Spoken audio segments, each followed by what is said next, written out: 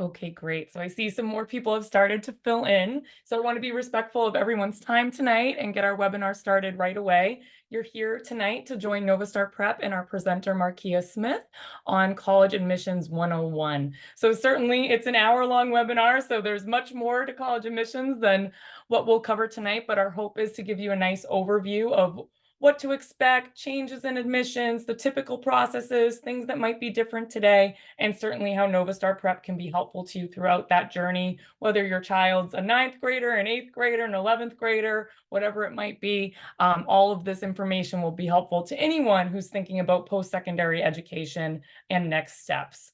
So without further ado, we'll dive into our presentation and go through a few things and then turn it over to Markia as part of the presentation where she'll be leading our discussion on College Admissions 101. So my name is Bernadette Smith. I'm the Academic Sales Director here at Novastar Prep. I'm also a licensed high school guidance counselor in the state of Massachusetts and have been guiding students with their post-secondary plans for over a decade. I've been a tutor for over 15 years, and some of that time here at Novastar Prep and other times on local college campuses. So writing the college essay, everything college related, certainly a big part of my career and guiding students with the best fit for after high school and helping them reach those goals. But tonight I'm going to be facilitating, helping with the Q&A and different things like that. So administratively, just so you know, the chat is shut off, but you can put your questions into the Q&A button. You can also hit that you want to raise your hand. We'll notice that as well. Feel free to put in questions as we go throughout the webinar presentation, but you may also save them for the end because we'll have some time there as well. And if there's anything we don't cover today, and obviously, as I mentioned, there's quite a bit to college admissions and more than an hour's worth of information, you can feel free to send me an email, which you see on the screen, which is bernadette@novastarprep.com, or you can give us a call at our office and you'll be receiving information from us afterwards regarding that. One thing for those of you that are in attendance tonight, we do have a special promotion that we want to make sure that if you're interested, you can take advantage of. So it is an option for college coaching, but you certainly can use it for SAT prep, ACT prep. It could be used for elementary school tutoring. It could be used for, biology tutoring next fall, whatever it might be. But we do have an option for those of you that are participating with us tonight to receive the promo of buy 10 hours, get 2 free. So that's really nice. For some things, like that could be a nice 6 hours of math for the SAT, 6 hours of verbal. It could be 12 hours to get your college essay done and work on a couple of different writing assignments for the college process. It could be a wide variety of things. It's up to you. We're really flexible about that. But periodically, I'll be sharing a link to have a consultation with us where you can learn more about that. But obviously, you'll receive an email from me after tonight as well. And so afterwards, we'll cover some events that are coming up. But for now, just wanted to introduce myself, let you know that I'm here to support Markia as she goes through her presentation. But more importantly, I'd love to turn it over to Markia now so that she may share her screen and dive into College Admissions 101 with all of you. Thank you so much, Markia. Of course. Can you hear me okay? Absolutely. Sounds Okay, good. great. As she mentioned, my name is Markia, and I'm here to talk to you guys about college application must-dos and don'ts, of course. So, my name is Markia Smith. I'm actually a computational biologist by day, but I was a formal high school admissions counselor for about 4 years. And since then, I've been a STEM tutor, instructor, and mentor, and I've helped over 10 people get into undergrad and graduate programs. And so just to give you like a brief overview of what we plan to talk about today. So we're going to go over the basics of college applications. We're going to figure out how we can uh, create those perfect college lists for you guys, what types of letter of recommendations we need, and testing, essays, activities, and how to apply. And so I want you to remember this is about you. We don't want to think about your cousin, your best friend, and other people's rankings, because that just adds more pressure that you don't need. And so just diving into some of the basics, there's a couple different admissions plans. You could do early decision, early action, regular decision, or rolling. And so approximately 450 colleges have early decision or early action plans, but some of them have both. And all of them have regular decision, of course. So early decision, which you may have heard of, there's ED1 and there's ED2. And so this is binding, meaning that if the student is accepted, they must attend that school. And so they also must rescind all applications and deny any acceptances from other schools. Typically, these are due in early November. There can be some in December or occasionally in January for early decision too.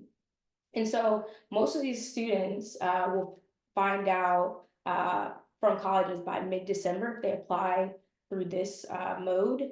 And there's some pros in that the students will know early, but the con can be that often students will not be able to find out what financial aid they could have received from other schools on their list. And so when making this decision, you have to consider both options. Conversely, early action is non-binding. And so that means that students can learn their decision earlier than regular decision plans, but they're not bound to the school. And so typically these applications are due in early November, sometimes in December for early action two, and this can be occasionally in January for early action two. And so something that is also different about this is that there's also a non-binding option called single choice early action. And under this option, essentially applicants may not apply early decision or early action to any other colleges. And so that's just something to be cognizant of when you're deciding versus binding versus non-binding. And obviously another pro similar to early decision is that they'll hear back by mid-December. And so the students will know early and are not bound to one school. And so they'll also be able to still apply to other colleges and weigh their options. And then obviously there's a couple different options when it comes to early action where you can be accepted, rejected, or deferred to the regular decision pool. And so in cases like this, you'll notice that it makes it possible for students to be able to potentially go to the school that they want to if they've been deferred to the regular decision. So it doesn't completely knock them out of that option. And so when we're thinking about in terms of who should apply early, when you're thinking of students that should apply early to early decision or early action, this plan can be dependent on, has the student researched the colleges extensively? Are they absolutely sure that this is the college that they want to attend? And does this match them academically, socially, and geographically? And then we also want to think about, does this meet or exceed this admission profile for college for SAT scores, GPA, and class rank? And then also think about, does this academic record of the student been consistent over time? And so we want to make sure that we're meeting all of these goals. And Markia, we do have a question from the crowd asking us, how is non-binding EA different than early decision? Okay. So when it comes to, sorry, say that again, non-binding early versus Is not. early action different than ED? So first part, right, is that it's non-binding, right? Yeah, So it's ED non-binding. is 100% binding. And I think the one they might be referring to is that special case we had on the Oh, list of when it's single choice. yeah, single choice. So the single choice one here, this one's interesting. You can't apply early anywhere else, but you can apply to a bunch of people, places. You can Regular attend decision. any school, correct? Yes, exactly. So that's the biggest difference is it's non-binding and then you also get the opportunity to apply to other schools. The only issue is you can't apply early decision or early action to any other schools. So there's a bit of a pro and con there, depending on if the student is sold on their single choice option and they're willing to go through with figuring out what the regular decision plan is. Certainly. And I think, when we look at the differences between these types of plans, single choice early action is rare. It's not at every Yeah. school. This is that's a very, very special case. You'll see it at a few select universities. And you will also see periodically, year by year, some schools will get rid of that option altogether as well. But certainly non-binding early action, you're still being put in a pool of applicants that are, very much interested in that school. Same thing as ED. But ED is the one that you're going to find that you get in, that's where you're going. Yeah, no choices. Yeah, thank you. Mhm.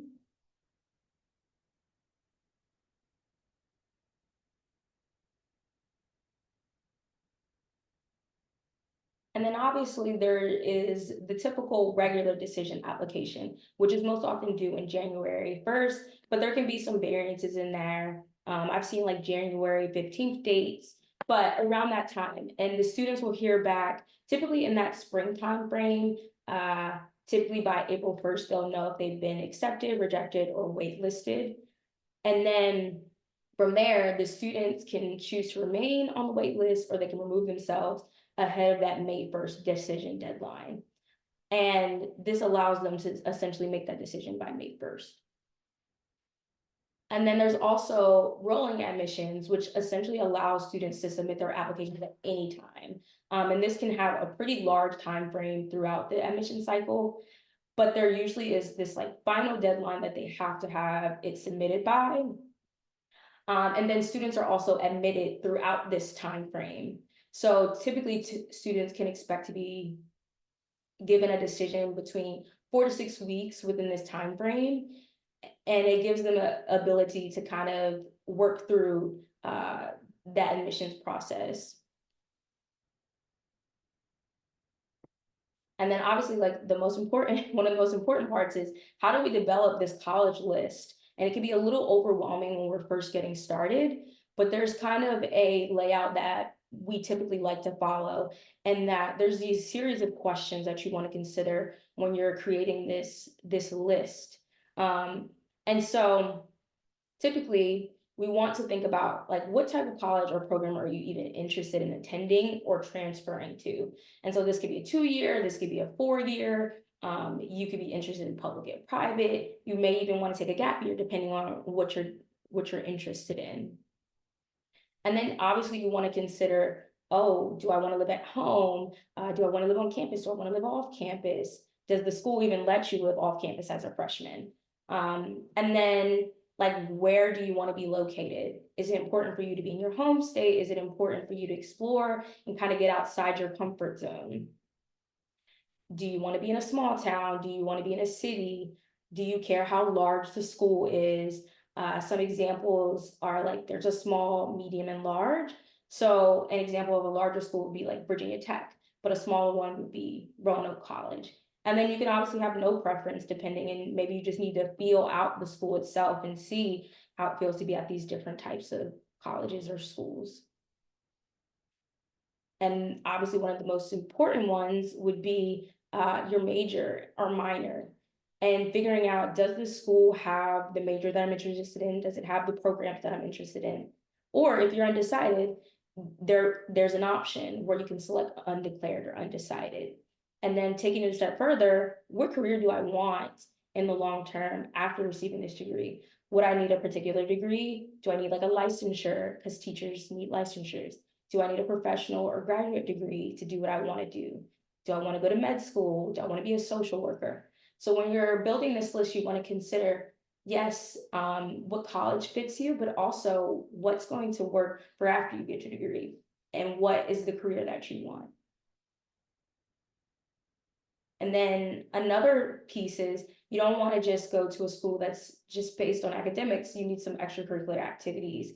So if you're interested in music or band, do they have a band that you can participate in? Do they have theater? Are there dance groups, multicultural groups, religious groups, community service opportunities, research or academic? You know, the whole gambit of things that you currently do in high school. You want to explore, are there other things that I would be interested in doing once I get to undergraduate? And we need options when it comes to academic or other support services. So if you want a learning center, you want the opportunity to be able to utilize the tutors or the opportunity to utilize the writing center for when you need help, the math center, counseling services, all of these things that are going to provide you the support that you need while you're on your journey. And as far as selectivity, when you're thinking about this list, there's a couple different tiers in terms of admission selectivity. So there's open admission, which is like all or most are admitted. And then we have less selective, which is larger than 75% are admitted, somewhat selective, which is 50 to 75%, very selective, 25 to 50, and most selective, less than 25% are admitted to this program. So I think it's important to note that as you see, there's a large range of things that are going into you figuring out what you need for this college list. So it's important to be balanced and it's important to consider a range of schools. So you typically want 7 to 12 on your list. And what we'll call is low probability schools.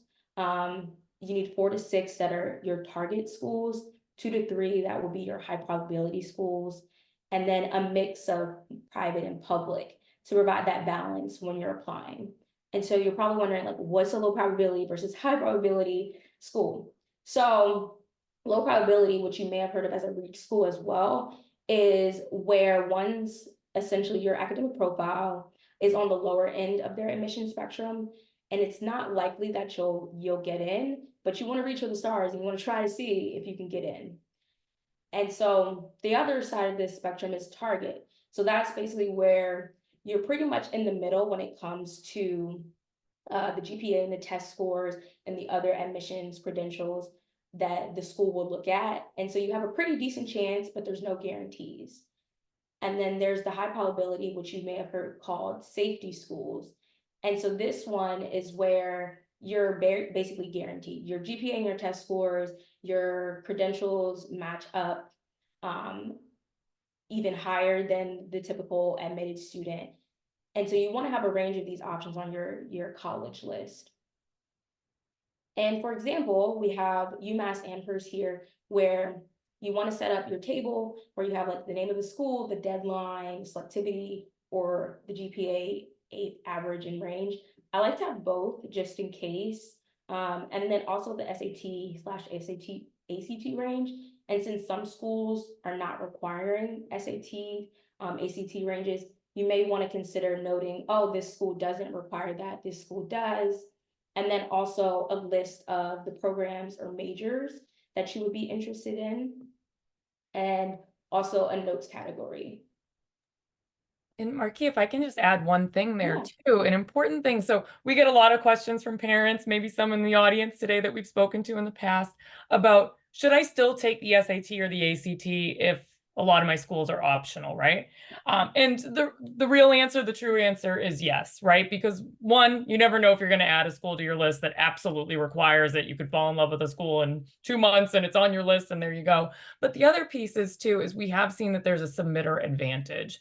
That some schools, UVA put out information about a year and a half ago regarding that out of all of their accepted students, about 75% of them submitted scores. So while it may say optional, an important thing to keep in mind is you can still look at last year's accepted student profile from the school and see what average SAT they accepted. So then you get an even better sense, is this a target, reach, or safety school for me, based on what they accepted score-wise last year. As much as it's skewed now by the test optional movement, when we do see schools acknowledging, Notre Dame came out and said the same thing. We saw it from schools that have gone back to test required, like Tufts University, that there's still, if you have the score, you should send it, right? Like there's going to be, Yeah, if you don't have it, but if you have it, you should send it.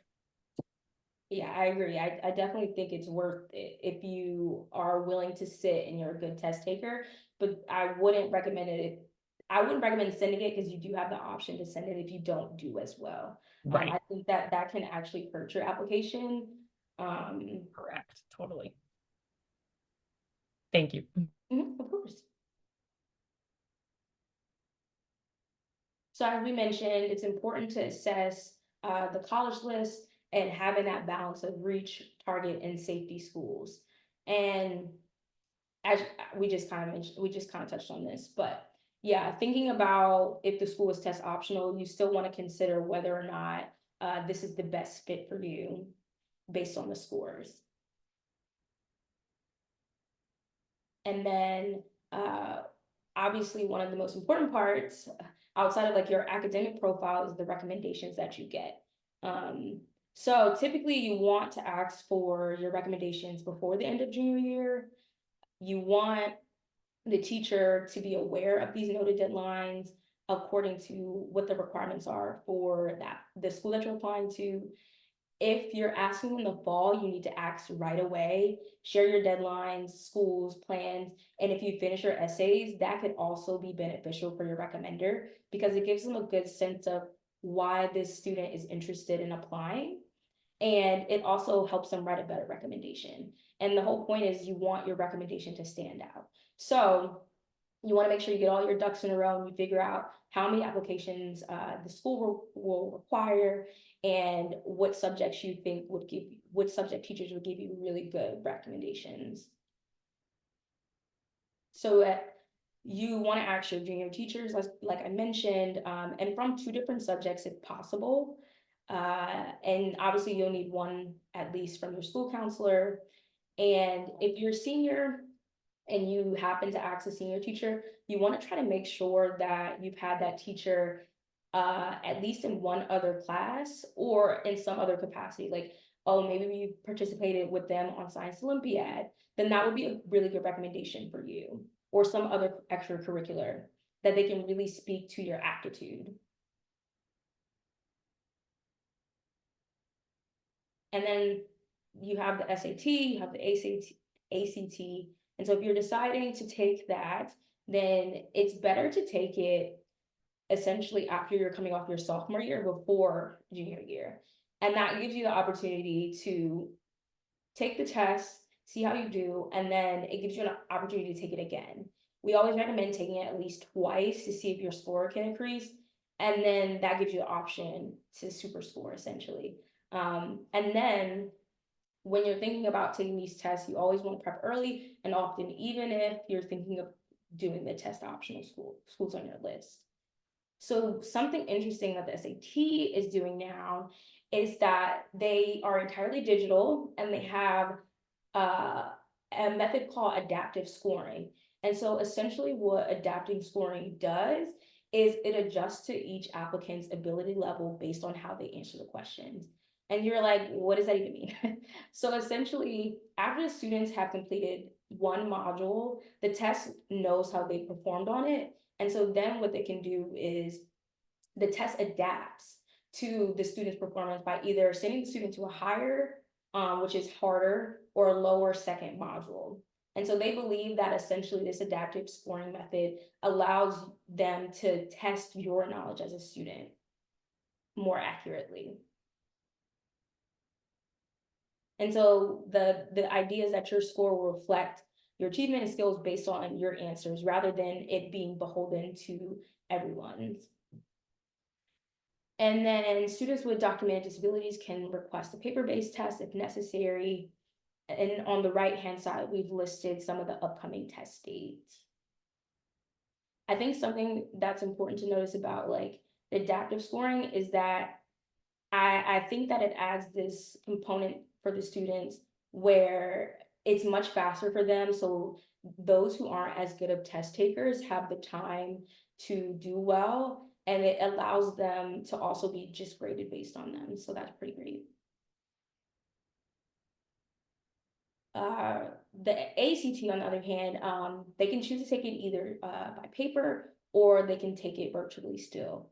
There's not an adaptive component. The ACT has not changed in that regard. But on the right, I've listed some of the upcoming test dates, kind of similar to the SAT.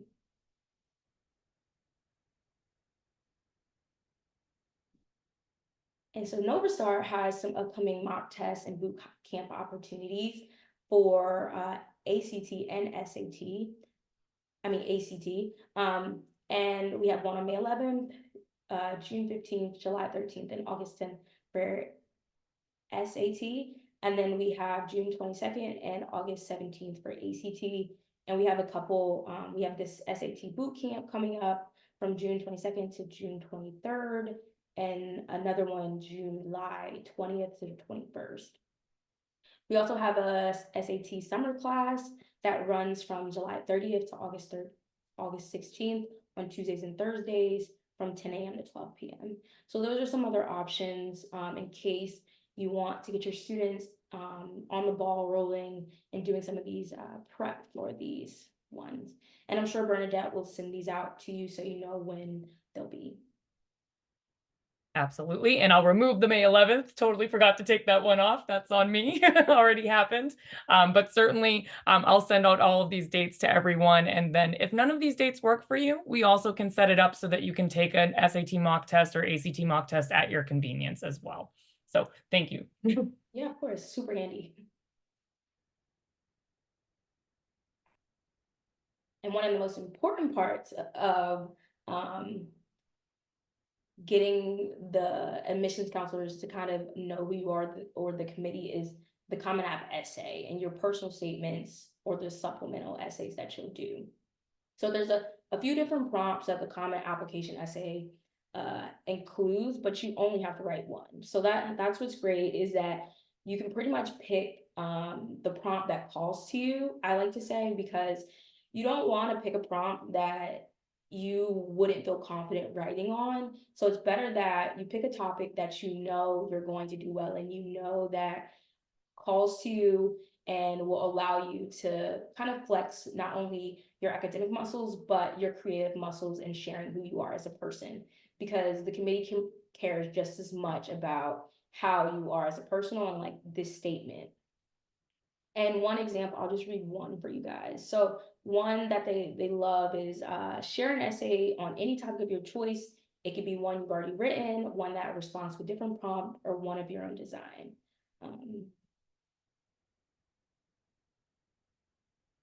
And as I mentioned, like how to choose, you may want to read and reread some of the prompts, take notes on ones that relate to you or like call to you. And then you can, once you've decided on which prompt you want to work on, you can seek input from your parents, your friends, relatives, your tutor, whoever you feel will be able to succinctly give you feedback. And you want to ensure that you are capturing your thoughts. So you may have chosen like a few potential topics, but you want to make sure you narrow down and become concise on what you want your story to tell, essentially, because you want to tell them a story. You want them to be engaged. They're reading so many applications, so many essays. It's important for you to find a way to stand out. And a quick question for you, Markia, from the crowd. For a student who has moved states between sophomore and junior years, who do you recommend getting letters of rec from? Should they do only junior year teachers, or should they get one from the previous school as well from a sophomore teacher? What would you think? I would think that I would decide based on their relationship with the teacher, because The sophomore teacher may give a better recommendation than your junior teacher if they've just recently moved schools and they have a better relationship with the sophomore teachers. But if you feel like for the junior, he's built some really good relationships at his new school, then it's worth trying. You could do one from a sophomore teacher who's known him for a while, and then one from like a junior teacher who's known him for quite a while, because the idea is it's less about like um it's more so you want to be able to communicate how well they've done or like what their aptitude is than, oh, this is their senior year teacher. They care more about, is it a good letter recommendation? So I would go based on which one would write a better one and which one knows him better, or the student, I'm sorry. Great, thank you. Mhm. Certain schools, especially the ones that you really want to go to, have why this college essay or university question. So this could be, please tell me why you want to attend UMass Amherst. Why do you believe George Mason University is the right institution for you? These questions can typically be found under like custom questions or writing, which are contained underneath of the school specific section of the common application. Sometimes these are optional. However, there's certain schools that require them or require them only if they're applying test optional. So it's important to know which way, which requirement it is. And I honestly say if this is a school you really want to go to, then I think that you should write this essay. Um, it doesn't matter if it says optional. If this is your dream school, then you should definitely go above and beyond to tell them why this is the school for you. And this length can be typically 100 to 400 words.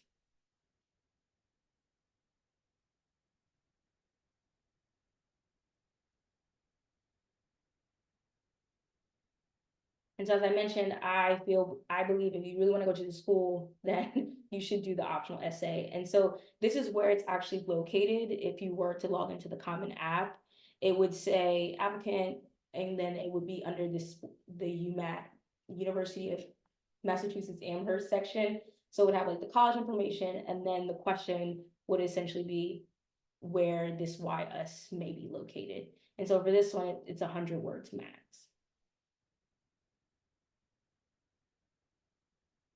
So just a couple of do's or don'ts that I think are pretty good to think of is when you're writing these essays for why you want to attend this specific school, you want to do some thorough research beyond the basics, like beyond the basics of, oh, I want to go to Massachusetts, I want to live here, or I want to live in X, Y, and Z. Try to talk to local admissions representatives, maybe look at the course catalog or the website, look at the program you're interested in and see if there's anything that stands out to you. Try to mention at least 2 to 3 reasons why you're applying to that school, something specific about the major, or a program you're interested in, study abroad maybe. And if you're a legacy student, you can mention the importance of tradition. But don't, as I mentioned, don't say like, oh, the campus is pretty or the weather is nice. I have a friend who's attending there. I heard you're ranked number 2. That doesn't really give them insight into why this school is right for you and why you're right for that school.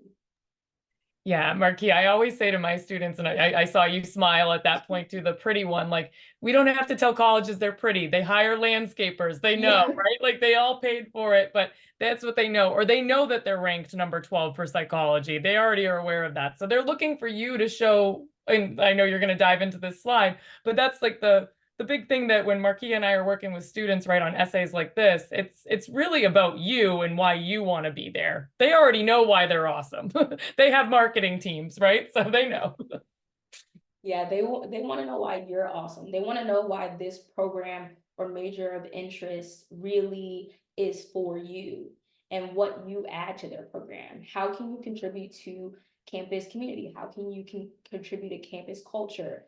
Or what about the campus culture appeals to you? Are there initiatives that appeal to you? What else are you interested about on campus? Are you really interested in their band or their theater club? Like things like that will really sell to them that you're interested in who they are as a school.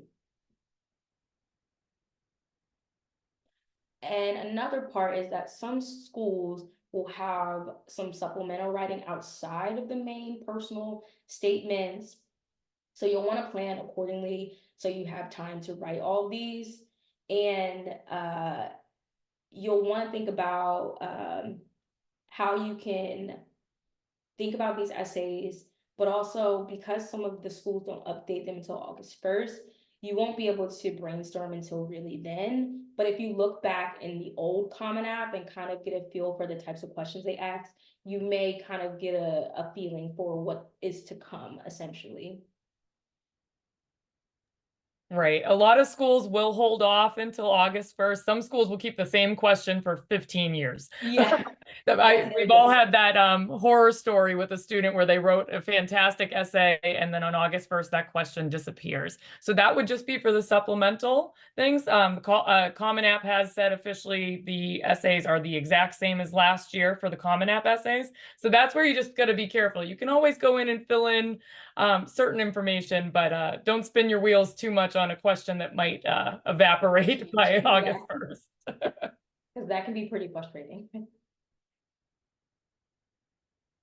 And a key other piece is they want well-rounded students. So when you're sharing your activities, you don't want to just share a long list of activities and like not expound on them well. You want to share your meaningful activities. So in the Common App, there's the activity section. And as you can see, you're allowed to list your activity type, what the position or leadership description was, the name of it, and describe the activity. So when you're describing this activity, they only give you 150 characters. So you don't have very much time, but you want to try to succinctly and concisely explain what was accomplished and any recognition that you received. And you say, oh, this is when I participated in this. Did I do it all year? Which grade were you in? How many hours, weeks did you spend? And then like, do you intend to participate this in college? Because that lets them know like, oh, they're really invested in this and they would bring and contribute to our college. So they only give you 10 activities. And I know like students now, they have a lot of activities. So they're trying to pare down and figure out which ones they should select. Even for the students who don't have 10 or more, I recommend at least doing 4. But you can do more than 4. But if you don't have as many activities, which is perfectly fine, it's important to balance it out and have a well-rounded activity section. So you don't want like 10 sports or like 10 clubs. It would be better if you have a well-rounded balance of all the activities you're involved in. And some colleges will also ask for like an activities resume. So that allows you to add more detail there than like the 100 characters that they give you for the Common App. So try to show an array of activities, and then try to elaborate as best as you can. So now it's getting close to submission time. How do we apply? So just to kind of give you a reminder, we have early decision, which is binding. Students must attend the school if they're accepted. And this can sometimes result in more financial aid depending on the situation or the school or the type of school. And that doesn't necessarily always mean that there's an increased chance of acceptance. And then there's early action, which is non-binding, and the students will typically hear in, mid-December to February. You can be put into 3 pools from this application. So you can be accepted, rejected, or pushed into the regular decision pool. And then we have regular decision, which is non-binding, and you typically hear around March to April, and you can be waitlisted. So some of the things to expect when you're applying, there can be fees from anywhere from $40 to $80. Some may even be a little higher than $80. But what's cool is that students can get fee waivers at visits, open houses, college fairs, sometimes even just by reaching out. I've had students reach out and express interest in a fee waiver or really being interested in applying, and the schools will sometimes offer them. Certain colleges will announce free applications until a certain date, and so that is also important to look out for if you're really interested. There's also the option for students with financial need to obtain fee waivers from their high schools and other organizations. So if you're in some clubs, especially that are geared towards like diversity, or something like Avid, which is for like advanced students, sometimes they have those fee waivers available. I would ask your teachers if you're interested. And then I always make sure that I tell my students to get their materials in before the deadline. Please get them in before the deadline. Sometimes I've heard of like different sites crashing before the deadline or on the deadline. So it's better to be safe and just submit yours a tad earlier, even if it's just a week earlier. That's your score, your letter of recs, your transcripts, because the earlier you get it in, the earlier that your package will be completed. And you don't want to be stressed out about, oh, you're missing this, or you're missing that. And lastly, make sure that you proofread, not just for the essays, but for, you know, your date of birth, your social security, admissions plan. Throughout everything, you want to make sure that you're double checking and reviewing the things that you've submitted, because you want to make sure that they're most accurate, including capitalizing where appropriate. So the University of California application portal is unique in that it has the 9 campuses in the University of California system. So if one of your children is interested in applying, they have to submit their application between October 1st and November 30th. And they also include personal insight questions. So students have to respond to 4 out of the 8 questions with a max of 350 words per response. So slightly different from the Common App. And one of the examples of the question could be, every person has a creative side and it can be expressed in many ways: problem solving, original and innovative thinking, and artistically, to name a few. Describe how you express your creative side. So they're trying to get a feel, a lot of these questions are trying to get a feel for who you are as a person and gain an understanding of where your interests lie. So that's just an example of what you could potentially see if you do apply to a University of California school.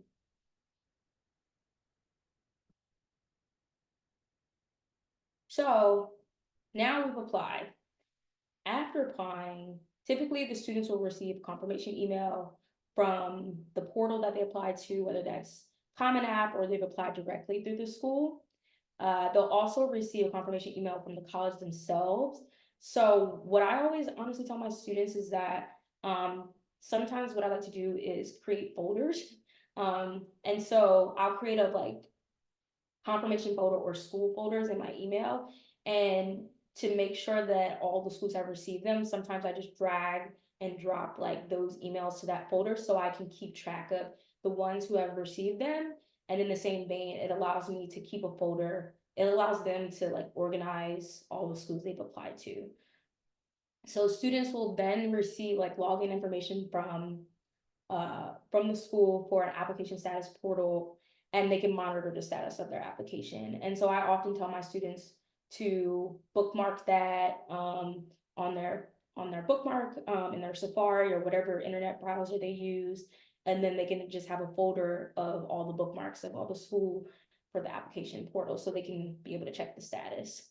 And then typically they'll be emailed, they'll be notified of their decision, and this can be differing depending on the school. I think most schools now do email, and they do mail, and then sometimes the portal will also tell you. So it's a number of different ways. So sometimes I know the students get stressed out thinking, like trying to keep tabs on everything.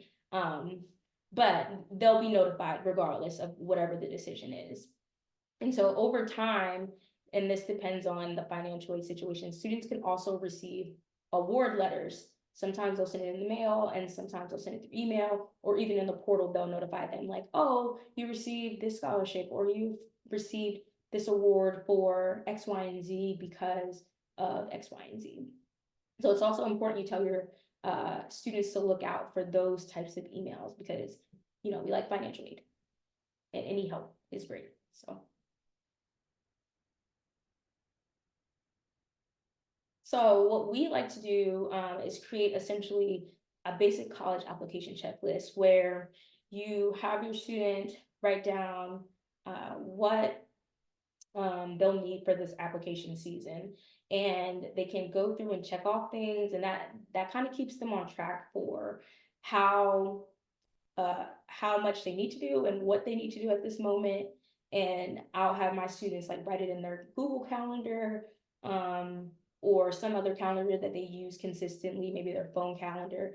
And that allows them to stick to their deadlines and also go through the checklist like, okay, I need to make sure I create my username for my portal. Then I need to work on my college essays and I need to have them do by this. Then the letter of recommendation, blah, blah, blah, like down the line, essentially. And similarly, the list continues. Make sure we send in our scores. And something that's important to note is that if you are choosing to send your scores, they must be sent directly from the scoring agency. So your high school cannot send these. Some schools, though, will allow you to self-report, but then they'll also, like, for admissions, they'll still ask for you to send it directly, or at least like upload proof of your score. And then for the rest of the list, we'll have pay the application fee depending on if you got the fee waivers or not, submit the applications according to reported deadlines. And then from there, they're just monitoring their application statuses and continuing on to check. And then decision.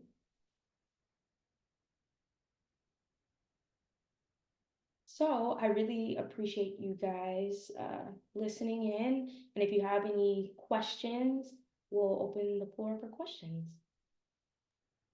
Absolutely. And I'm going to switch it to sharing with mine so I can just Yeah. put this up here for everyone to see. And let me just change that. All right, so we talked about that before. While we go through some questions, I'm just going to put this on the screen for everyone to see that we do have a lot of nice June test prep events coming up. You can see we have one this weekend, in fact. If you're desperately looking for an opportunity to take the SAT, we have one for you coming up. All of the links will be sent to you. There's a QR code there if you'd like to scan it now, but I'll be sending everything to you, easy to click on, and what you can look at. And certainly we have summer edge workshops this summer. We have a college essay workshop and SAT class that can be really advantageous for juniors and seniors. But we also have Algebra 1, creative writing, and things of that nature.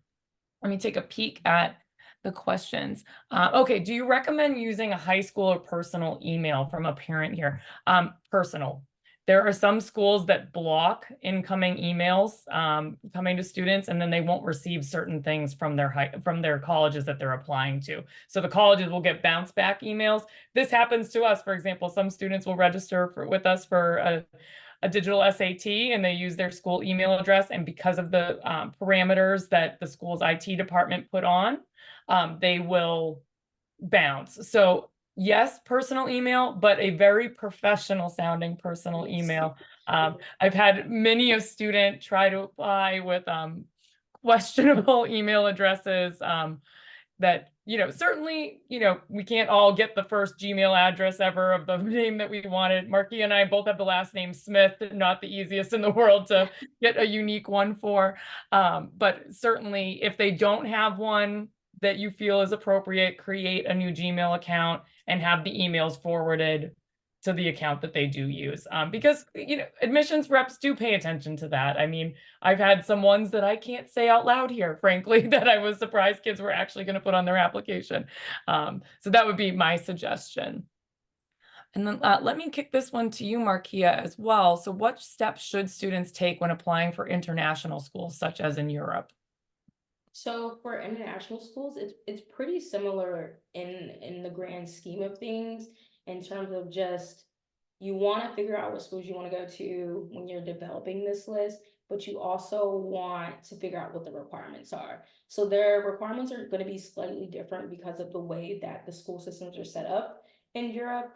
And so when you're applying, you want to consider, once again, like, what programs am I applying for? What schools am I, what schools am I to consider? And then also think about the funding. So sometimes European schools are slightly different when it comes to financial aid. So you want to consider what that looks like for you as an international student and what it looks like for you to have to get like a student visa.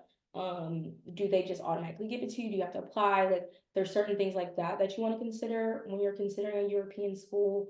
And then also, I would reach out to an admissions counselor at the school to figure out what are the differing requirements, because they don't necessarily require like the same testing that we do because of the way that their school is set up. Absolutely. And those are the ones that no matter how long you've been doing this as a college coach, it's always double and triple checking ourselves, even with the European processes, because they do change a lot. They do let you self-report grades at first often, and then you're sending them in later, and it's on the honor system until you officially send them in, and at certain schools. It's very complicated, and I would say I completely agree, Markia. It's if all else fails, check with admissions. They will help you for sure. Yeah, a lot of them will be, most admissions counselors are willing to like help you out and walk you through. Absolutely. And then we have that second question there from an anonymous attendee. After researching my college list, what next step do you recommend in the summer to further my preparedness for college? So I recommend, if it sounds like you're a rising senior, um, excuse me, I typically recommend starting to look at kind of the list that we showed. I like to, okay, have I taken my SAT, my ACT? Have I prepared those? Have I asked my recommenders? And then as far as the Common App, because those essays are staying the same, you can get a head start on formulating your personal statement and formulating and filling in certain things for your common application. Um, and also figuring out how you would kind of lay out why you want to attend the colleges on that list. Definitely. And I think, we get a question a lot from parents too, like when is too early to start? And the answer for that is really never, in the sense that anything you're doing that's about self-exploration, understanding yourself better, starting to figure out your likes, your dislikes, your values, your preferences, things like that. So even if you're in seventh grade, no, it doesn't mean you have to have a complete college list, but maybe you should be looking at some different careers and starting to understand, would I like to do that? Learn about the day to day and things like that. So, in the grand scheme of things, every summer can be a summer to prepare for college. When you're in high school, and in the case of this anonymous question here, it's certainly more so about what can I get done and get done well that Mhm. won't stress me out during the school year, because you have to remember junior year, right, is so busy, so crazy. That's why we often tell students to do test prep the summer before junior year, so that you're focusing on that in one section, and then you have senior year to focus on grades and extracurriculars and building that profile. And then the summer before senior year, don't put off that college essay until the fall when you're in 2 AP classes and you've got all this homework and you're trying to solidify that GPA before January and things like that. And then it becomes, you have regular homework and then you have this giant overarching essay that feels like it's looming over you. Walk into the school year with it done. And inevitably, right, Markia, it's going to be more than one essay, right? Like Yeah, no one's writing there's gonna one be a anymore. few. Yeah, absolutely. And I just put this up while people are here so that they can see the link. I know you can't click on the screen, but I've been putting it in the chat, and that it would be for buy 10 hours, get 2 free. We'll keep answering questions as they pop in. All right. How does the admissions process differ for student athletes? Do you have any recommendations? So depending on whether or not they've been scouted, it depends on if they've been scouted or not, and also what sport, because depending on the sport, that also dictates the answer. So for example, like I've worked with a basketball student who was working on, who basically he wanted to eventually get recruited. And so for him, it was slightly different, where he was trying to get scouts to his games. He's trying to get that admission through that way. But if they haven't been, there is the option for student athletes to do walk-ons. And so it's worth reaching out to whichever athletic program they're interested in and seeing if they have admissions, or they have a walk-on, pretty much like boot camp. And then you can figure out during pretty much the senior year or like that junior year, oh, could I potentially be scouted? Or could I potentially walk on as a student? That's also an option after you matriculate, or after the student has went to one school and then they go to another one, there's option to transfer. So it's slightly different in that regard, but everything else will be the same if they were getting recommendations. For the recommendations, I always recommend if if their coach is also one of their teachers, that's really great. But some schools also let you submit more than the allotted 3 recommendations. So they could still get 2 subject teachers to submit recommendations, and they can get the coach to also submit one. And so that allows them to also see how they are as a student and athlete. Sorry, go ahead. Absolutely. Yeah. And I think it's so different with certain sports, right? Like when you think football and you think basketball, that depending on the school, and if it's D1 and it's massive and we're talking scholarships, that's a whole other animal. Then there's walk-on sports. Then there's very specific sports that are only at certain schools, like competitive diving, things like that, where we're seeing different things. One recommendation I would make is when you're looking at the school's websites and you're looking at the athletic department, you will see forms that students can fill out as they get closer. Let's say they're not being recruited. There are forms where they can fill in, oh, this is my personal best in, the high jump. This is the best that I did with shot put, whatever it might be. And you can fill those out. One strong suggestion I would make, and this would be the case across the board for any communication with the colleges, is that your student is doing the emailing. So if they're curious about meeting with a coach at a given school, I mean, I wouldn't try to meet with like the head coach of the football team at Clemson. He doesn't have time, but you know what I mean? But for smaller schools, if you're looking for chances to meet with them or to meet with the athletic director, certainly have your student craft the email. You can help them. A college coach can help them write it, anything like that. And then also talking to their high school counselor and the athletic director at your school. They should have experience with kids getting recruited and how that's worked at their schools. But like Markia said, the application itself will remain exactly the same. They go through the same process as other students. The financial aid part will probably be just slightly different depending on what process you're interested in. Definitely. And everyone, feel free if you want to add in another question before we wrap up today. And I think that's the element, right? We joked at the beginning that in an hour, we can't really cover everything related to college admissions, just a general overview to be helpful as you continue with this process with your children or you yourself as the students who are thinking about this, that there's all these little nuances, right? If you're a student athlete, if you want to attend school abroad, if you're looking for a very particular like holistic school that is looking at applications very differently, like there are different books that you can look at for that, like the colleges that change lives and things across the board like that, where we're looking at very different schools and very different programs. At the end of the day, if you call admissions, they're happy to talk to you. All right, we've got a question here for us, Markia. What did we major in and where did we go to college? Feel free to start if you'd like. Yeah, I went to college at University of Delaware, and I majored in biochemistry with a minor in Chinese studies. Okay. And you also have your PhD, correct? Yeah, from UNC Chapel Hill. Awesome. Fantastic. I went to Assumption University in Massachusetts. It's a very small school. I got my bachelor's degree there. I'm a nerd in English, Spanish, and psychology. And then I have a master's degree in school counseling and a master's degree in English literature. The master's degree in school counseling is also from Assumption University. My master's degree in English literature is from Clark University. Any other questions, everyone? And I can go back a slide here as well so you can see some of the other things we're offering. You can build a workshop with us this summer if you'd like. This can be for any age student, a group of their friends. We've done AP prep classes before, like getting ready for AP Bio, getting ready for AP Physics, AP Calc, things like that. We can build it for you because we have the tutors. We have excellent tutors that are prepared to assist students with a lot of this. Markia herself could be one of them, for certainly if we're crafting a workshop here. And just to toot Markia's horn a little bit here. She just received an excellent 5-star review today from one of our clients on our Google profile because Markia rules and she's awesome. And so I'll have to send that to you if you haven't seen it yet, Markia. It's She fantastic. texted it to me, actually. Oh, good. I'm so glad.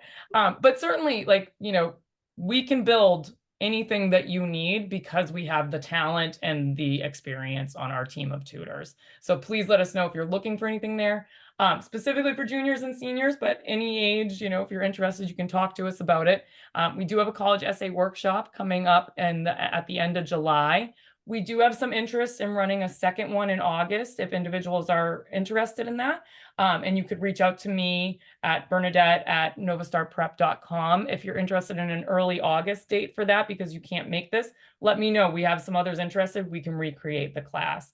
Then we also have the SAT prep class that Markia mentioned earlier. This is a longer one, longer than our boot camps, runs for several weeks on Tuesdays and Thursdays, and you get a little bit of a deeper dive than the boot camp and a little longer span of time to practice for the upcoming SAT.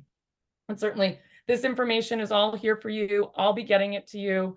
My email address is here. The consultation link I've put in the chat a few times. Why not one more time in case people haven't seen it? But you will receive an email from me with that as well. So any other questions from everyone before we wrap up for the evening? Looks like we might be good. All right. Well, thank you so much, everyone, for attending tonight. We really appreciate it. We appreciate the thoughtful questions. And, really, the college admissions is like kind of drinking from a fire hose, right? There's a lot of information, but when you break it into steps, it is very manageable. Myself, as a former high school counselor, I will say that it does feel very overwhelming at first. And getting support like someone like myself or like Markia and all of our college coaches can be really helpful, especially because guidance counselors, their caseloads are often too big and they don't get to your students enough.